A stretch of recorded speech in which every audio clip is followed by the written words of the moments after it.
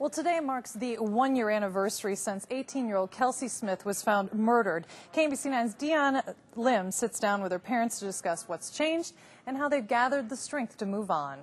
On June 2nd, 2007, in a suburb of Kansas City, Kansas, the day began calmly and routinely.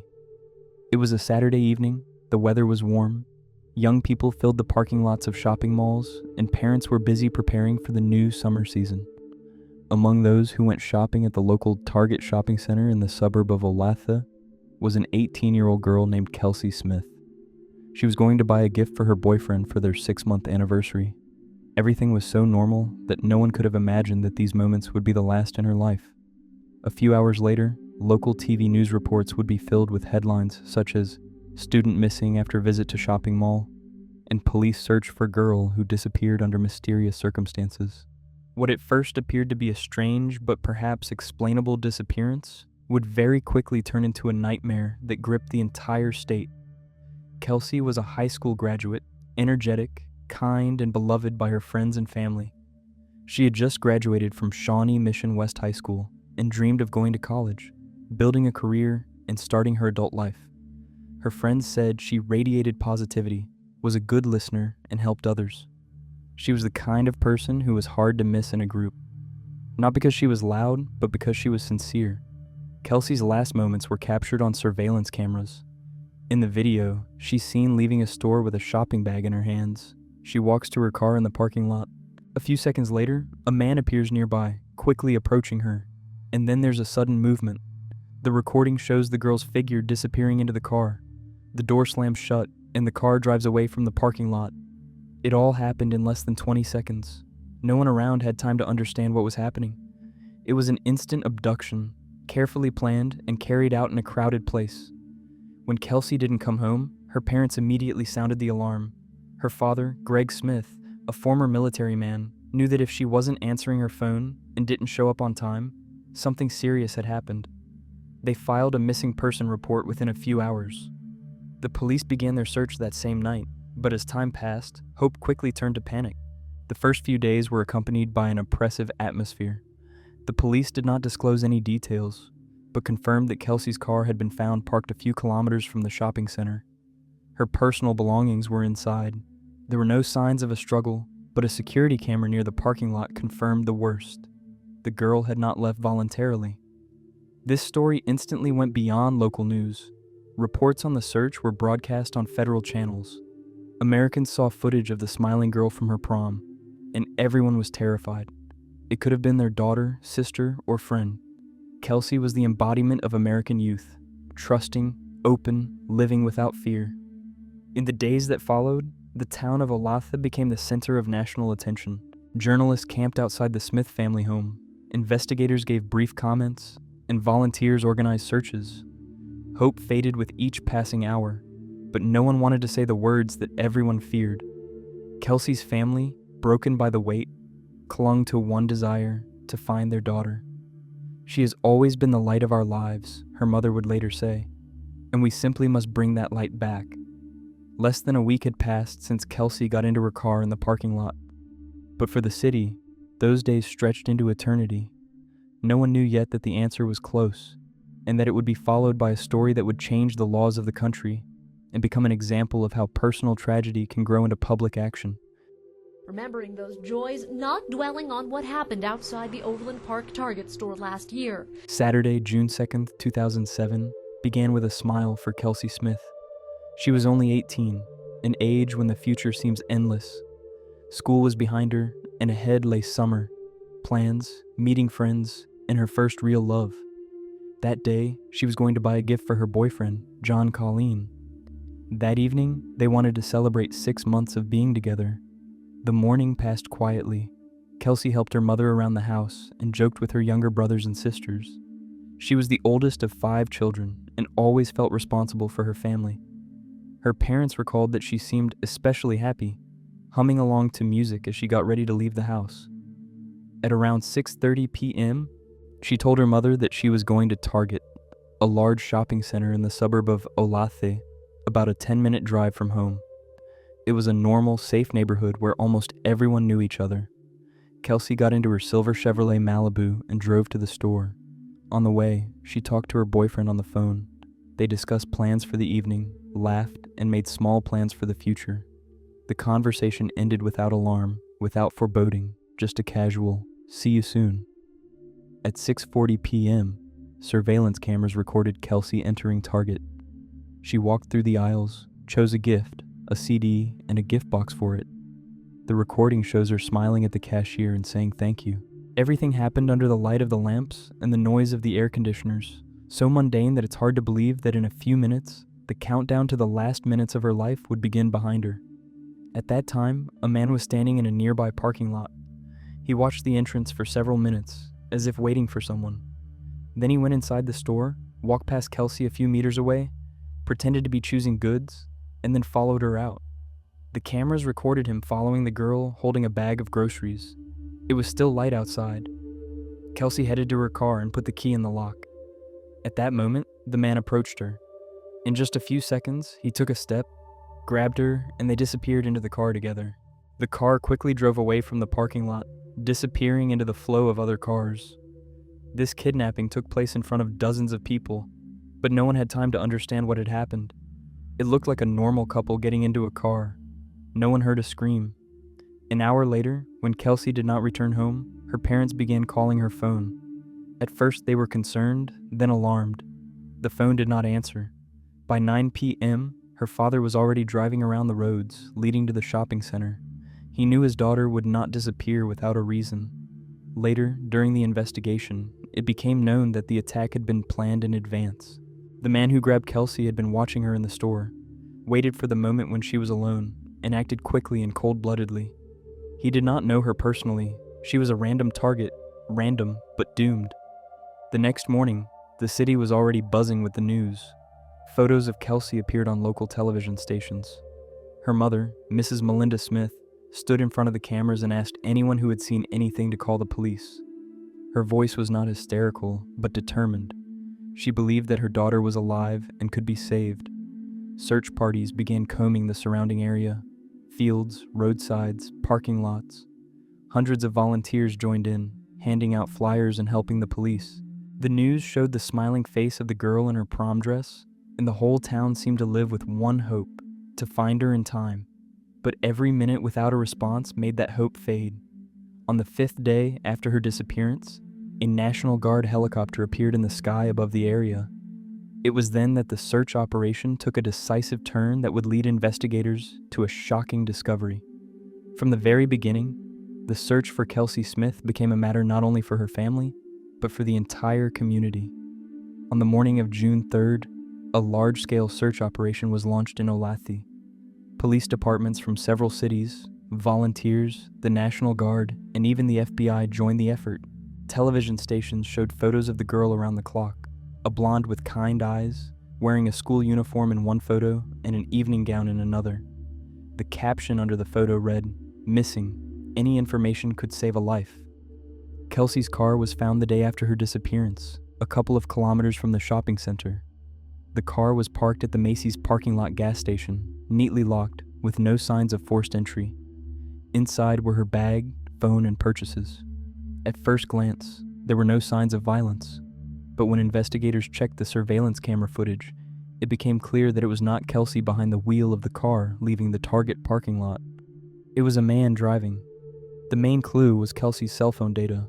Her father, a former military man, insisted that the police request geolocation data from the mobile operator. At the time, this was a rare and slow procedure, requiring court orders, approvals, and bureaucratic formalities.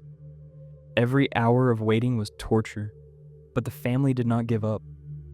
Greg Smith publicly appealed to the media and authorities to speed up the process. His speeches were broadcast on local channels, and pressure on the mobile phone operators grew. Only 4 days after her disappearance, on June 6th, Verizon provided the police with the coordinates of Kelsey's last phone signal. The location was about 20 miles south of Alata, near a small lake surrounded by dense vegetation. The next day, search teams were sent there. A National Guard helicopter and drones were deployed, and ground teams combed every inch of the area. In the evening of June 6th, around 7 p.m., one of the police officers noticed the glint of a metal object at the edge of the forest. It turned out to be a bracelet that belonged to Kelsey. A few minutes later, the searchers stumbled upon her body. A trial for Kelsey's alleged killer begins in September. Meanwhile, the Kelsey Smith Foundation is gearing up for its second annual charity golf classic next month. Kelsey Smith was found dead in the bushes, not far from a forest pond. Forensic experts determined that she died on the day of her abduction. She was strangled almost immediately after being captured. For the family, it was a moment that cannot be described in words. 5 days of hope were cut short in an instant. The news spread across the country. Reports were accompanied by images of police cars, helicopters, and the parents' tears. Kelsey's mother held a photo of her daughter and told reporters, "Now we know where she is, and we will do everything we can to ensure that whoever did this cannot do it again to someone else." The police immediately stepped up their investigation. It was obvious that the crime had been committed by someone acting in cold blood. The body was found off the beaten track, in a place that would be difficult to come across by accident. The evidence suggested that the perpetrator knew the area well. Investigators compared all the camera footage, from Target, parking lots, gas stations. The same man appeared in several locations. He watched Kelsey, followed her, and then disappeared. The image of his face was blurry, but the car footage made it possible to identify the make. A dark-colored Chevrolet Silverado. This was the key. A day later, the police received an important call. One of the residents recognized his neighbor in the video, 26-year-old Edwin Hall, a married man and father of a young child. Neighbors said he appeared calm, polite, and not the type to arouse suspicion. But the evidence painted an alarming picture. On June 7th, the police went to his home. Hall was arrested without resistance. He later confessed that he had been following Kelsey in the store, chose her at random, and attacked her without realizing the consequences. After Kelsey Smith's body was found, the investigation entered a phase where emotions gave way to cold, systematic work. For the investigators, the case was personal. 5 days of searching, sleepless nights, hundreds of hours of video and interrogations. Now they had a suspect, Edwin Roy Hall, 26, a resident of Alata, married, father of a small child. His name was first mentioned on June 7, 2007. The police arrived at his home at dawn. Hall did not resist, responding calmly, as if he had been expecting the visit. He was wearing ordinary clothes, a t-shirt and sweatpants. When the officers presented their warrant and began their search, they found evidence that put an end to any doubts. Kelsey's DNA was found on a rope in the trunk of his car. There was also a piece of electrical tape, fingerprints, and clothing similar to that worn by the figure in the Target video. The investigation moved quickly. Hall admitted that he had been at the store and had seen Kelsey, but denied kidnapping her. He claimed that he was just watching her, and that someone else could have stolen the car. However, the facts contradicted his words. Surveillance cameras recorded his car's route from the shopping center to the place where the body was later found. At the same time, his cell phone transmitted signals that matched Kelsey's route in terms of geolocation. Investigators reconstructed the events. On June 2nd, Hall arrived at the Target parking lot about 20 minutes before Kelsey did. He sat in his car watching people. When she entered the store, he followed her and then waited at the exit. It all looked like a spontaneous decision, but experts would later note that it was not an impulse, but a deliberate wait for the moment when the victim would be defenseless. During questioning, Hall initially denied his guilt, but after being presented with evidence, camera footage, DNA, signs of a struggle, his behavior changed. He became silent and detached. A confession soon followed. Investigators later said that he confessed without emotion, describing everything calmly and in detail. He talked about it as if he were reading a shopping list, one of the officers recalled. It became clear to investigators that the crime had no personal motive.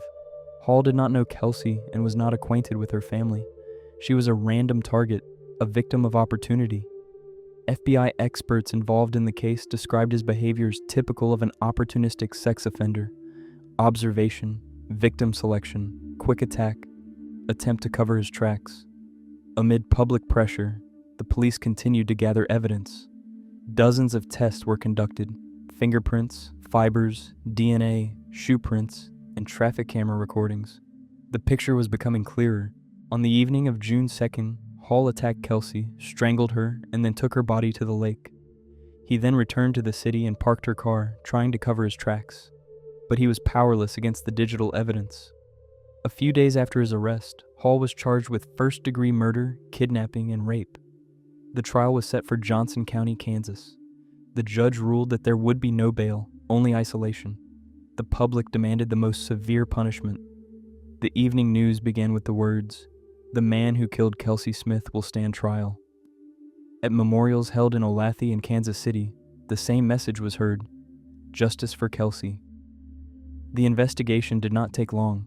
All the evidence pointed to one person. Hall himself eventually pleaded guilty, sparing the Smith family a lengthy trial. He said only one sentence, "I can't explain why I did it, I just did." These words sounded colder than any confession. Edwin Roy Hall did not fit the usual image of a murderer. He was 26 years old, married, the father of a 2-year-old child, and lived in a quiet suburb where everyone knew each other. At first glance, he was an ordinary American, a neighbor you greet in the morning, a father riding his child on a bicycle down the street. But behind this image lay a life full of inner turmoil, loneliness, and hidden aggression. He was born in Kansas and spent his childhood in foster homes, constantly moving from one house to another. His biological family was dysfunctional, and his childhood was unstable. Already in his teenage years, he exhibited behavioral problems, outbursts of anger, truancy, and theft. At the age of 15, he ran away from his foster family and began living on the streets. He spent several months in a rehabilitation center. Later, he tried to start over, but according to his acquaintances, he did not know how to build relationships and avoided intimacy. He met his future wife, Ashley, at the age of 18. A few years later, they got married and had a child. It seemed that everything was starting to fall into place. He worked in a car repair shop, paid his bills, and led a quiet life. But inside, something remained broken. Colleagues recalled that he was withdrawn, irritable, and sometimes unpredictable. When the police analyzed his psychological profile, it became clear that he was a man with a shattered identity who felt invisible. He had no specific goals, no friends, and no confidence. Researchers would call him a typical representative of the opportunity offenders category. Those who do not plan ahead, but are ready to seize the moment when they see an opportunity for domination. According to the investigation, Hall happened to be at Target that day. He watched people and chose his target. Kelsey caught his attention because she was walking alone, smiling, and looked vulnerable. His actions were not planned in advance, but at that moment, an internal impulse kicked in. Psychiatrists would later explain this as a violent impulse, when a person who has suppressed aggression for years suddenly acts on it. During questioning, Hall spoke little. His words were short, abrupt, and emotionless. "I didn't think, I just did it," he told the investigator, staring at the table. Experts would later note that his reactions were consistent with the emotional detachment characteristic of psychopathic personalities. He understood the consequences, but did not feel them. Edwin Hall's crime is a manifestation of an inner personality deficit. He didn't know who he was, and by destroying others, he tried to feel real. Neighbors, upon learning of his arrest, couldn't believe it. Women who lived nearby told reporters, "He seemed normal. We saw him playing with his son in the yard." But many also recalled that Hall avoided socializing, often sitting alone in his car, listening to music for hours without looking at anyone. When his case became public knowledge, the country once again began to discuss the topic of evil in everyday life. This case was shocking because of how random the choice of victim could be. Kelsey just happened to be in the wrong place at the wrong time. Edwin Hall pleaded guilty to all charges: first-degree murder, kidnapping, and rape. He avoided a jury trial, but he did not escape public condemnation. The people in the courtroom listened to the confession in silence. Kelsey's father sat with his head bowed. Her mother clasped her hands. Psychologists who observed him in prison noted that he showed no remorse. He does not talk about the crime or remember the victim. His condition was described as emotionally flat. This coldness became the most frightening symbol in the Kelsey Smith case, a reminder that evil does not always scream. Sometimes it speaks quietly, or remains silent altogether. The verdict in the Kelsey Smith case was announced in the summer of 2008, just over a year after the tragedy. There was a tense silence in the courtroom. In the dock stood Edwin Roy Hall, the very man who, one Saturday evening, turned one family's life into an eternal wait for answers. The judge read out the sentence: life imprisonment without the possibility of parole. Hall listened to the sentence without showing any emotion. No surprise, no remorse, just indifference. When asked if he had anything to say, he replied briefly, "No." He was led out of the courtroom in handcuffs. It all ended quietly. For the Smith family, it was no relief. His mother, Melinda, told reporters, "Justice is not a consolation. We just know he won't do it again." These words became a symbol of the quiet dignity with which the family had carried themselves throughout the ordeal, from the panic of the first hours to the trial. But despite the verdict, they did not want Kelsey's story to remain just a tragedy. They decided that it should be a lesson for the police, for lawmakers, for society. After the funeral, the family began what they called their duty, the fight to change the law. Kelsey's father, Greg Smith, a former military man, was shocked at how long the police had to wait for permission to obtain his daughter's phone geolocation data. He was convinced that if they had obtained this data earlier, Kelsey could have been saved. He started a campaign that was initially perceived as a personal initiative by a grieving father, but soon turned into a nationwide movement. Greg met with lawmakers, appeared on television, and wrote appeals. His goal was simple: to create a law that would allow the police to immediately obtain information about the location of a missing person's phone if there was a threat to their life. A year after Kelsey's death, the Kelsey-Smith Act was passed in Kansas. It clearly states that telecommunications operators are required to provide law enforcement agencies with the location of a mobile device when there's a threat to life or serious danger. Later, this law was adopted in more than 20 U.S. states, and its provisions became the basis for federal initiatives. Thus, the personal pain of the Smith family became a tool for saving others. At a press conference after the law was passed, Kelsey's father said, "We can't bring our daughter back, but if even one family doesn't have to go through what we went through, then she didn't die in vain." In 2017, on the 10th anniversary of the tragedy, the Kelsey Smith Memorial Garden was opened near her school. The words, "Her light continues to shine," are engraved on a stone. This garden has become a place where students gather to remember a girl whose life ended too soon but left a deep mark. The story of Kelsey Smith is not just a chronicle of a crime. It is a story about a time when the world changed, about how one tragedy forced the country to rethink the concepts of safety and responsibility, about how, in the age of technology, a minute saved can cost a life, and that human compassion can turn grief into a law that can save others. Today, Kelsey's name is not only a reminder of pain, but also a symbol of strength. Her parents proved that love can be stronger than fear, and that even in the shadow of violence, meaning can be found.